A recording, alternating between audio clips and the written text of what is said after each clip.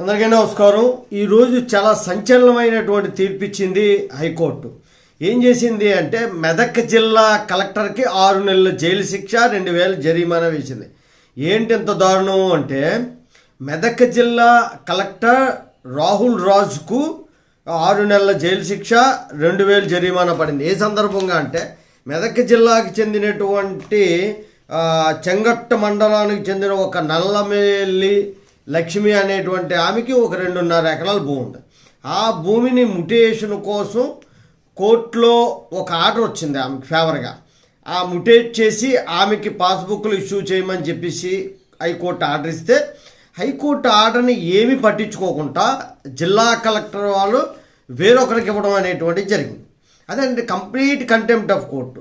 తెలియనివాడు లేకపోతే ఏదో చిన్న సెక్రటరీయో ఎంఆర్ఓ చేస్తే వేరే విషయం, కానీ జిల్లా కలెక్టర్ స్థాయి వాళ్ళు చేయడం వల్ల హైకోర్టు చాలా తీవ్రంగా స్పందించి డైరెక్ట్గా జిల్లా కలెక్టర్కే 6 నెలల జైలు శిక్ష, 2 వారాల జరిమానా విధించింది.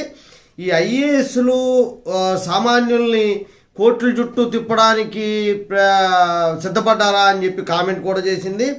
అయితే కె లక్ష్మణ్ అనమాట జిల్లా జడ్జి గారు, హైకోర్టు జడ్జి గారు, జస్టిస్ కె లక్ష్మణ్ గారు, ఆయన చాలా సీరియస్గా స్పందించింది. ఇలా ప్రతి ఒక్క జిల్లా కలెక్టర్ని, ఎంఆర్ఓల్ని, మిగతా గవర్నమెంట్ ఎంప్లాయీస్కి కానీ శిక్ష పడి వాళ్ళు డిస్మిస్ ఫ్రమ్ సర్వీస్ చేస్తే ఖచ్చితంగా న్యాయం జరుగుతుందని చెప్పేసి నేను భావిస్తున్నాను. ఎందుకంటే చట్టాలని దుర్వినియోగం చేస్తుంది అధికారులే. అధికారుల వల్లే ఇక్కడ అన్యాయం జరగడం అనేటువంటిది ప్రజలకు జరుగుతుంది. ఖచ్చితంగా అందరికీ తెలిసిన విషయమే.